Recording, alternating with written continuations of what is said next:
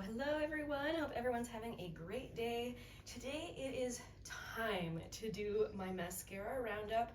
These are all of the new mascaras that I tried this year. This is not all the mascaras actually I've had open this year. These are just the ones that I tried for the first time this year. And I actually have separate videos on every single one of these mascaras where I apply it and go through each mascara in detail. So for each mascara that I'm talking about, I will link that video. But I'm going to attempt to rank these. It's gonna be really hard because I actually tried so many good mascaras this year, but I'm going to try. So I can hear my dog walking around.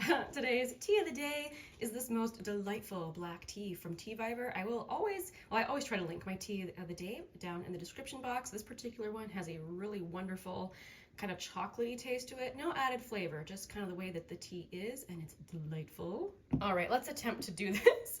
So let's start with the newest mascara I've been trying. So this is a brand new mascara from e.l.f. and this is actually a very exciting launch because this is a true tubing mascara, which means it washes off easily with warm water. So this is what the wand looks like. I tend to enjoy these wands because they do give a lot of length. I feel like this particular mascara does focus mainly on lengthening. I find that I do want a little bit more from this mascara when I wear it. I want a little bit more volume. I would not call this a dupe, by the way, for the Thrive mascara. I know that's been really going around. I would say the only way it is a dupe is in how easily it washes off and kind of the shape of the wand. But the Thrive one builds a lot faster and gives you a lot more volume, whereas this just remains kind of just a lengthening mascara that doesn't give volume. But it's still very good, and I have a feeling I'm going to be repurchasing this a lot because there's been several occasions where I've had to put on makeup twice in one day and I wanted to wear a mascara that was easy to remove so I didn't, cause damage to my lashes. And so I think this is a really, really handy mascara to have. So for the moment, I'm going to put it in first place because I think it's, very good, but I don't think it's going to stay in first. Let's talk about this next one here in line. This is actually another tubing mascara that was released this year. This is the highly rated Lash Extensions from Milani. This actually was disappointing to me because of how much it weighs my lashes down. You notice actually that it has the same kind of wand as the e.l.f. one, same as the Thrive, and it does actually have a really good wash off formula. Like it washes off easily like a good tubing mascara should. So this is also a true tubing mascara, but this particular formula is really, really wet and kind of thick, I felt, and it instantly weighs my lashes down. I have some natural curl to my lashes, and this just makes my lashes look super straight, which I found very frustrating. So I'm just gonna put this here in last place. Again, not sure if it will stay there, but we'll see. So I tried the original Telescopic, which I enjoyed it. It has a really flimsy applicator, which is not my favorite. Like, it's just super, super bendy. I'll try and show you that here. Like, it's just, and I know a friend of mine was talking about how hers was actually so bendy, she had a faulty one. Like, it would not go back in the packaging without like practically breaking off. But as far as how this made my lashes look, and as far as the lengthening mascaras look, I actually prefer the look of the Telescopic over the one from e.l.f. Even though, this isn't a tubing mascara, so the e.l.f. definitely has a advantage there, but in terms of just how it looks, I do prefer the L'Oreal. So I'm definitely going to put that ahead of this one from Milani. This one from Essence, I'm going to turn those. I just don't want to stay. Maybe not. I might have to use my cup, make that stay. Okay. So this one from Essence, this is the Sculpted Volume Mascara from Essence. I really, really like the false lash effect. And I find that while I really like how this looks on my lashes, I do prefer the false lash effect. But this one does give a more volumized effect than that one. But I feel like the other one gives me more fluttery lashes. But I must say this one really does give good looking lashes. I did get compliments while wearing this one. But on me, this one actually doesn't wear as well also. This one wanted to smudge a bit on me. So I'm gonna put this one, that's difficult. Which one of these do I like more? I think the way the Essence looks on my lashes is just a little bit more than L'Oreal, so I guess for now I'll put that there. So I don't normally go for a lot of natural looking mascaras. I tend to like drama, very dramatic looking mascaras, but I actually like this one from Colourpop. This is the Act Natural Defining Mascara.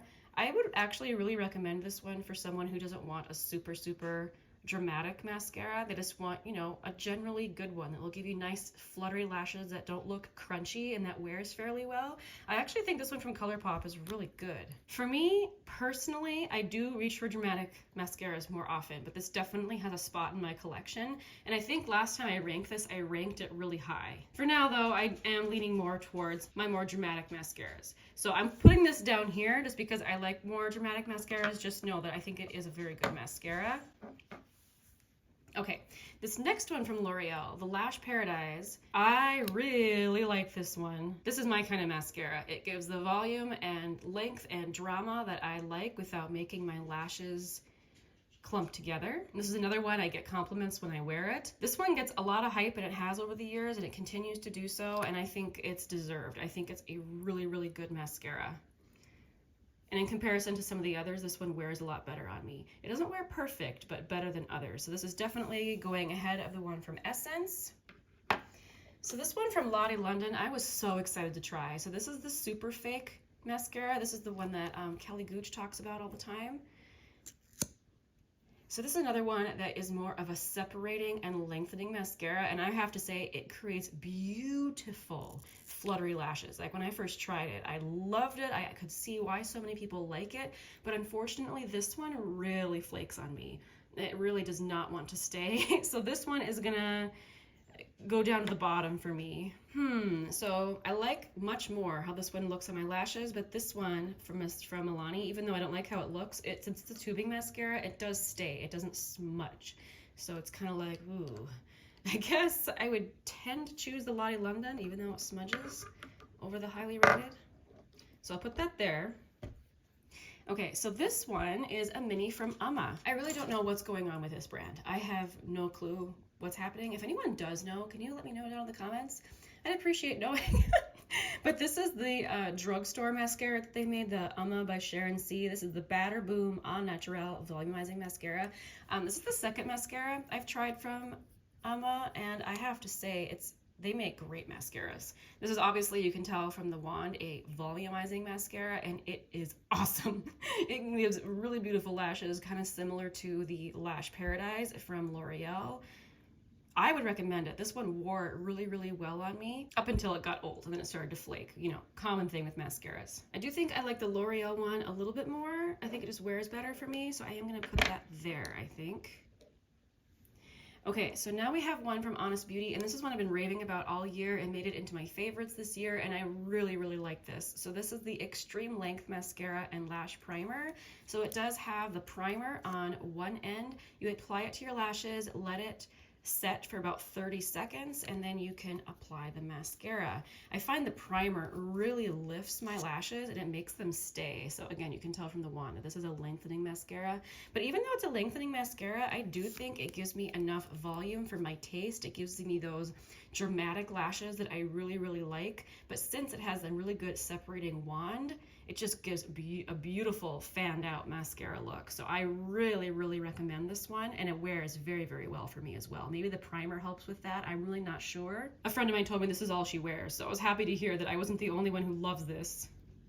This is going straight to the top. Even though the e.l.f. one does not smudge and washes off so easily, this one from Honest is just the best I think I tried this year. So this one from Milani, this is the Antigravity, the highly rated Antigravity. So this one's been out for a while.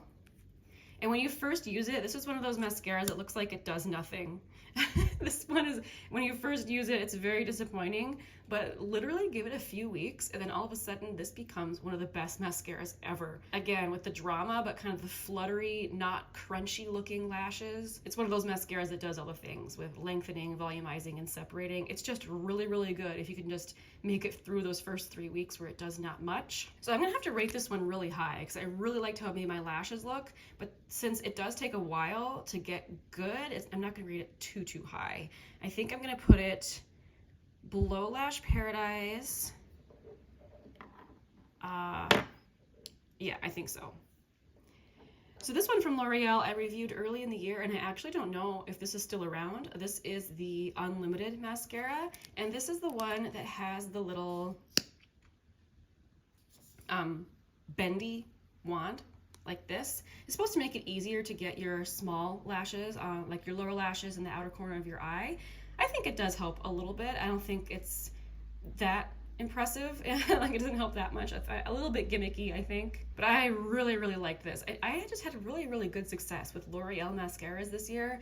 I think that they are fantastic. And I didn't intentionally try so many L'Oreal mascaras this year. It just kind of happened like that. But, you know, I'm not mad at it because so many of them are good.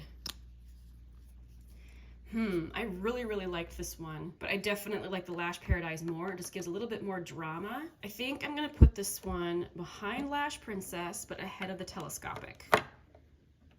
Again, I'm being really nitpicky here because so many of these are so good. Okay, is the e.l.f. one better than the Lash Paradise? Ooh, that's a good question. The e.l.f. is so handy because it washes off so nicely.